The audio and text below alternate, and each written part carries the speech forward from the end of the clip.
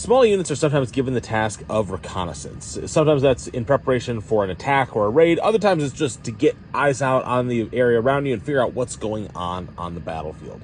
So when we identify where we're actually doing the reconnaissance, what we want to do is approach from an unexpected angle and set up an objective rally point a ways back so that we're not at risk of being detected.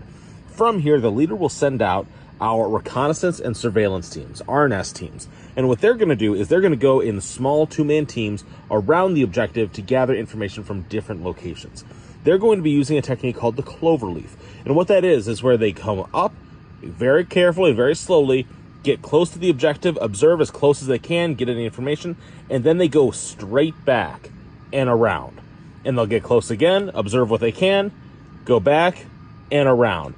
And it looks like a cloverleaf, just like that. And the reason we do that is because it's a lot harder to detect movement when it's coming straight in or straight out, as opposed to lateral movement in relation to the enemy. So we want to go in and out in the same line so that it is harder for the enemy to detect us. So they will keep going in, try and observe stuff, come out, and they'll keep going around until the terrain blocks them. In this case, we don't really want to cross a road and expose yourself to that sort of stuff. So they'll cloverleaf a few times to get information there.